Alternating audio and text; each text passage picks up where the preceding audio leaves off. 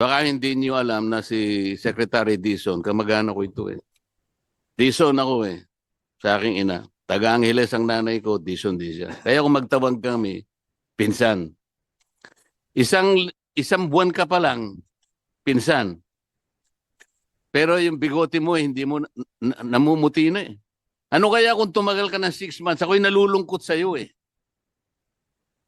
Alam kong gusto mong ayusin, alam kong gusto mong baguhin at magbago lahat ang problema ng departamento.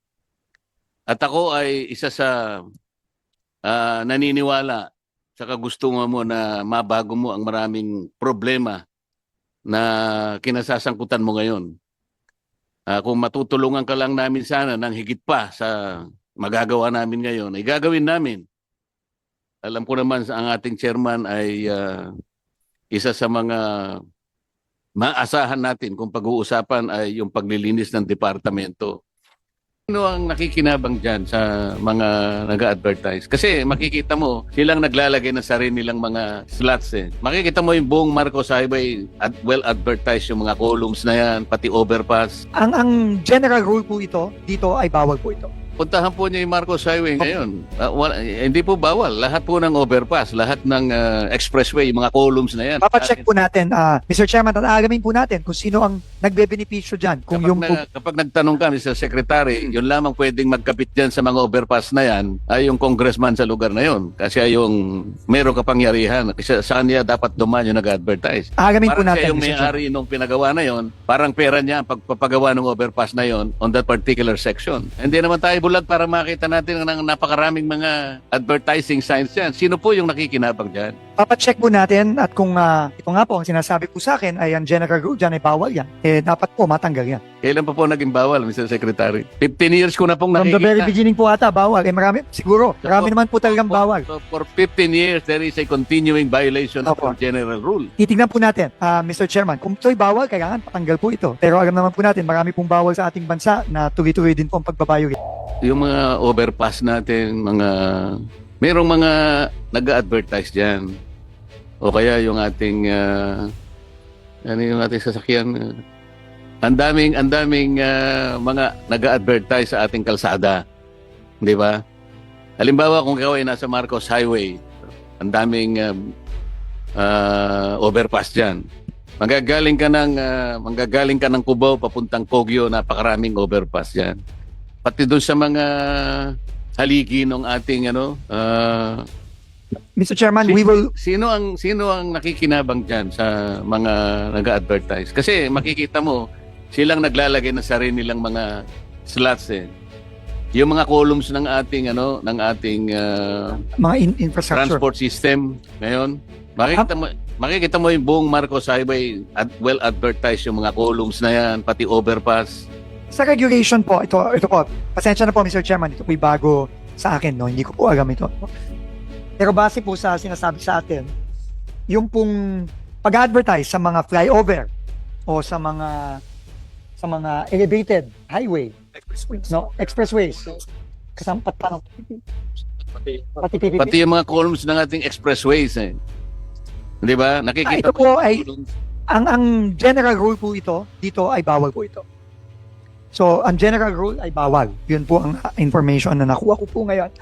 Pero mukha pong merong gumagawa at mukhang meron na pong atang mga kaso involved dito, no? Dahil pinagbawal, pero meron pong nagkaso at pending po ata. Pending ba? Puntahan po niya yung Marcos Highway ngayon. Hindi po bawal. Lahat po ng overpass, lahat ng expressway, mga columns na yan. Papacheck po natin, Mr. Chairman, at aalamin po natin kung sino ang nagbe-benepisyo dyan. Kapag nagtanong kami sa secretary, yun lamang pwedeng magkapit dyan sa mga overpass na yan ay yung congressman sa lugar na yun. Kasi yung meron kapangyarihan. Kasi sa kanya dapat dumaan yung nag-advertise. Aalamin po Parang natin, siya yung Mr. Chairman. may-ari nung pinagawa na yon, parang pera niya ang pagpapagawa ng overpass na yon on that particular section. Tingnan po ninyo yung Aalamin po natin, Mr. Hindi lang Chairman. Marcos Highway. Tingnan po niyo yung Santa Mesa papuntang Maynila. Punong-puno po yan. Tingnan niyo yung monumento papuntang Makati. Hindi naman tayo bulag para makita natin ng napakaraming mga advertising signs yan. Sino po yung nakikinabang dyan? Kasi ang dami po niya. Araw-araw po yan. Papacheck po natin at kung ito nga po, ang sinasabi po sa akin ay ang general rule dyan ay bawal yan. Dapat po matanggal yan. Kailan pa po naging bawal, Mr. Secretary? I think 15 years ko na pong from the very nakikita. beginning po ata bawal. Marami, siguro, So, marami naman po talagang bawal. So, for 15 years, there is a continuing violation of Opo. the general rule. Opo. So, titignan po natin, Mr. Chairman, kung ito'y bawal, kailangan patanggal po ito. Pero alam naman po natin, marami pong bawal sa ating bansa na tuloy-tuloy din po ang pagbabiolate. Tingnan So, po ninyo yung Gagawin po natin yan, isang Mr. Chairman. bridge do sa tapat namin. Ito po, malapit sa Marcos Highway po ito. Ang gagawin po, magkabila, merong malaking advertising sign. Magkabila yon. Ayaw na pong tumawid yung mga tao, kasi lalo na po kung gabi, dahil may hold-upper na po sa loob. Kasi nga natatakpan. Natatakpan yung footbridge. Ganun po nangyayari.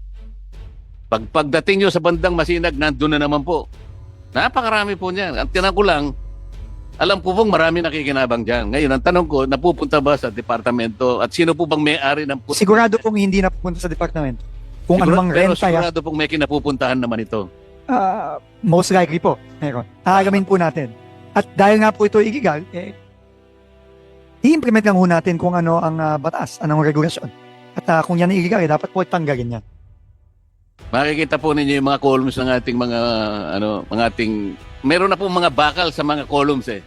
So every month, iba-ibang advertiser po ang naglalang. Sa Makatwid, pangmatagalan na po yun. Bakal na po talaga.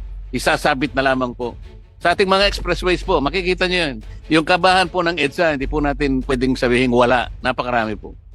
Pag nakakita ka ng mga ganito sa listahan ng mga projects mo, halimbawa, mortuary, slaughterhouse, gymnasium, auditorium, covered court.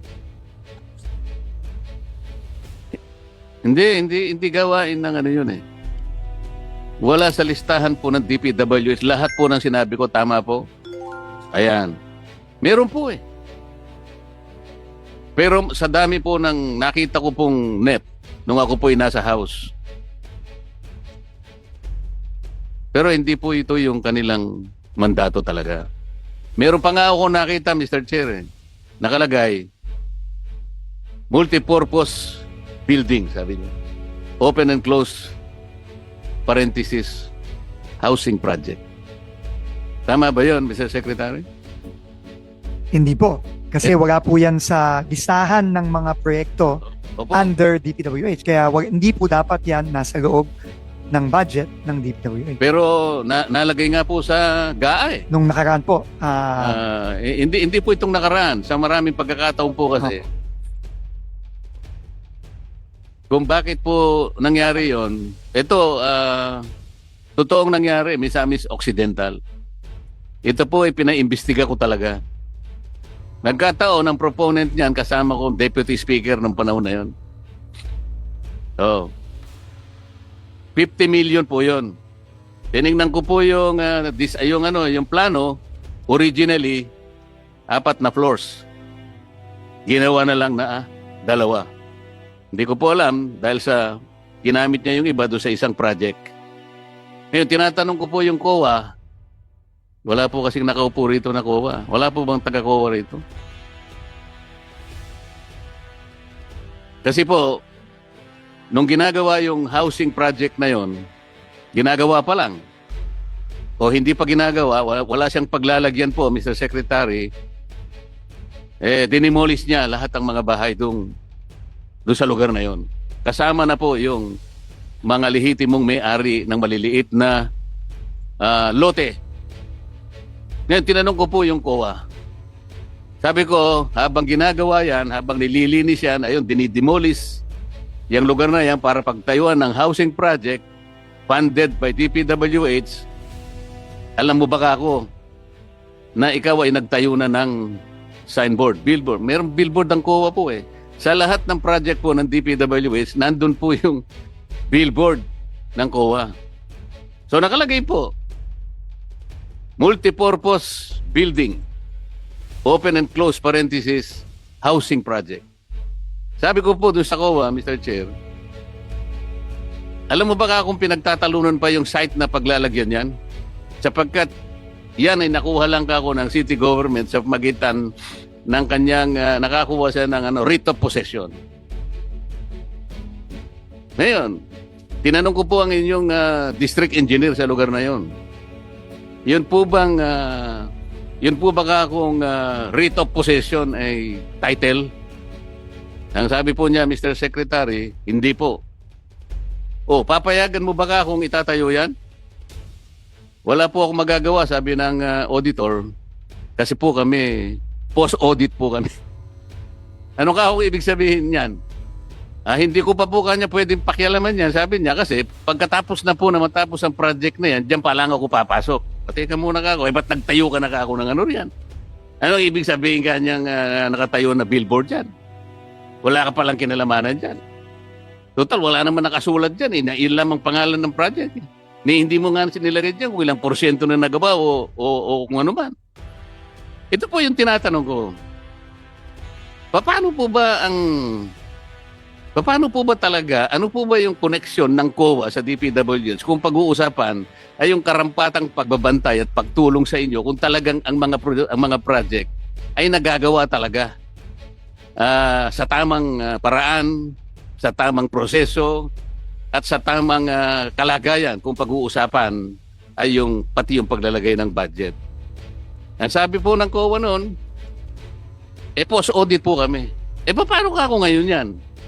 Kapag natapos ang project na yan, hindi naman ka ako nakatitulo sa pangalan ng LGU sapagkat pinagtatalunan pa sa korte, umabot na yata sa Korte Suprema. Sino ka akong magiging may-ari ng building na yan? Hanggang ngayon po, hindi nila ako sinasagot, Mr. Secretary. Sa mga tweet na, itayo po yung multipurpose building, open and close parenthesis, housing unit, hindi ko po alam kung talagang beneficiary ng mga kababayan nating may hirap sapagkat sangayon po sa DSUD, meron silang patalaan na kung pwede lang makinabang sa mga housing na ganun klase ang gobyerno ay yung mga nakatalana. Tingnan po ninyo kung sino nakaano. Mga tao lamang ng gobernador ngayon na dating deputy speaker na aking inimbestiga. Ayan po yung nangyayari. Meron tayong COA. Sa mga tweet, nagagawa po ang mga katiwalian. Harap-harapan, nandyan po yung COA, pero walang magawa. Tinanong ko po may title po ba? Hindi ko pa po magagawa yan sapagkat post-audit kami. Ayaw niyang tingnan, Mr. Secretary. Sapagkat ang kanyang modality, titingnan niya lahat ng mga bagay pagkatapos na ng project. Saan tayo pupunta sa ganong kalagayan, Mr. Secretary? Yan po ay isang mabigat na hamon na nakita natin. Hindi lang doon sa example po na binigay niyo, Mr. Chairman, pero sa iba't ibang mga proyekto. Right now po talaga, napaka-limitado po at hina ng project monitoring ng DPWH. Yan po ang katotohanan. No, unang-una po, sa dami lang po ng mga proyekto, talagang napakahirap po. Kaya kailangan po talagang gumawa ng mga pagbabago para mas mapadali ito. Kasama na po yung kaninang na-suggest na gumamit ng teknolohiya, lalo na ng satellite, para makita talaga kung merong nangyayaring trabaho sa mga project site natin all over the country. Pero importante din po yung sinasabi nyo na baka po panahon na para balikan natin at repasuhin yung necessity po ng pre-audit. Opo, nandito po ang COA. Nakikita ko po siya. Baka sakaling gusto niyang... Kailangan po sigurong pag-isipan na ng masinsinan yon. Dahil po kung ang auditing lang ay nangyayari after the fact, ibig sabihin po, kung krimen ho yan at pag nanakaw ho yung nangyari dyan, nanakaw na ho ang pera. At nagawa na ho ang krimen. No? So, tingin ko po, isa yan sa napaka-importanting pwedeng magawa nating lahat. Hindi lamang sa DPWH, kundi sa buong gobyerno. Yung pagbabalik po ng pre-audit. Tinanong ko po yung auditor doon sa lugar na yon, Mr. Secretary. Hindi ba ako katungkulan mo na tingnan mo yung plano habang ito'y ginagawa pa at gagawin pa lang? Wala po kami kanyang karapatan na gawin yon sapagkat kami po ay post-audit. Palaging ganun po yung sinasabi niya. Hanggang sasabihin ko po sa kanya na hindi po, meron kayong circular eh. Kung gusto mo ka ako, babanggitin ko sa iyo yung number ng circular mo na kapag ka pala gagawin ng isang bagay na meron kayong koneksyon sa pamagitan ng pag-audit, binibigyan kayong kopya ng ng plano eh. O so, sabihin ko po sa kanya, meron kayong plano, nakalagay po rin nyo sa inyong circular At pati po kako doon sa plano, nakalagay din na kayo'y copy partners. Bakit hindi mo kako tingnan ito? Hindi raw po niya magagawa sapagkat post-audit nga sila. Ngayon po, nandito yung auditor, baka gusto po rin yung magbigay ng konting pahayag kung paano natin masusolusyonan. Itong palagi ang nangyayari na ganito, na pinipilit po nila na kahit na pwede niyang pigilan halimbawa yung anomaly sapagkat nasasabi ko na nga at sinasabi ko na nga sa kanya, wala pa kako sa pangalan ng city government ang titulo, paano mo kako papayagan na itatayo ang housing unit na yan. Wala po kanya akong magagawa sapagkat kami po ay post-audit.